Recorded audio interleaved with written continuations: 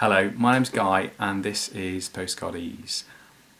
This month I thought I'd do a video rather than a written blog, as there just seems to be so much going on that I wanted to update people on.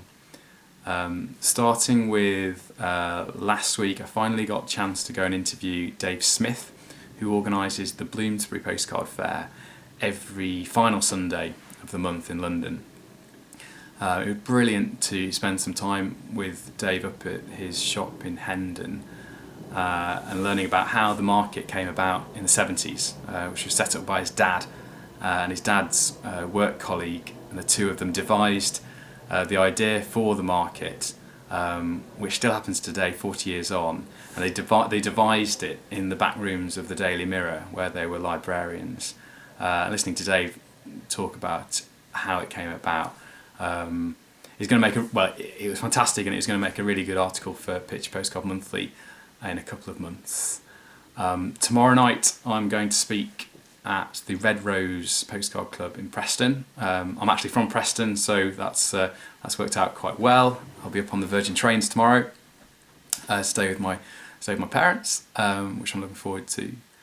But then probably the biggest news, or the news that I'm sort of most pleased with, is the fact that the History Today article that I've written on postcards and the parallels between the Edwardian postcard and our social media today is going to be coming out on the 23rd of May. I've seen the final proof, and it looks great. They've done a fantastic job arranging what I've written and all the images of the postcards. But on top of the article, it's actually going to be on the front cover, which is really, really exciting.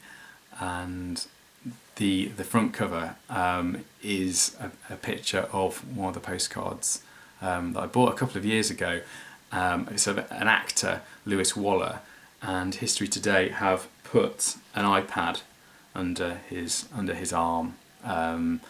It's a gesture to the links, which is great, and it's going to be really interesting to see what people's reaction is.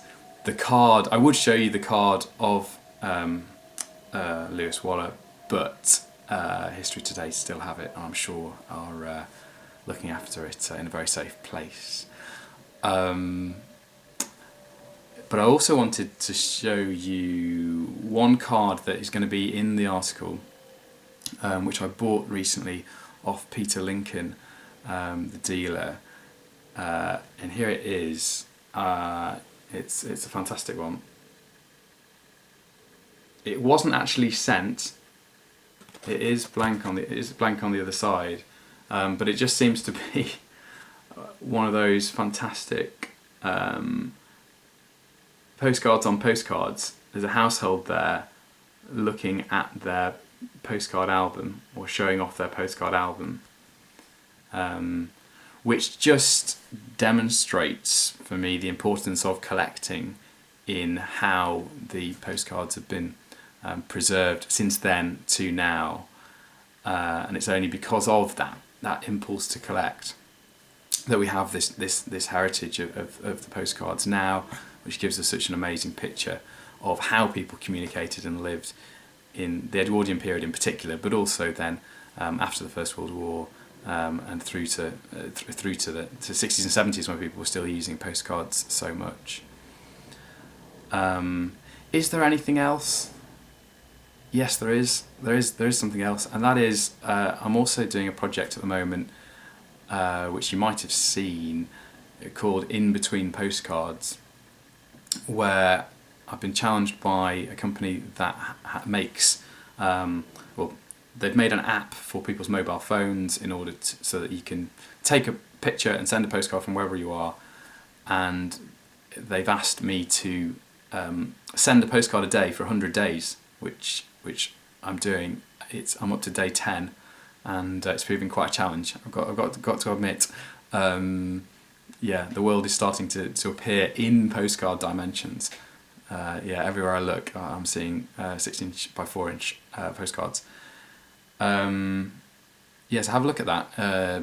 We really appreciate any comments that people have. There's a link below this video if you're on Postcardese, Otherwise, yeah, just search for In Between Postcards, you'll find it. Gosh, is that it? I think it is. Yeah, there's other writing going on, but for now, that's the update. Hope you're well.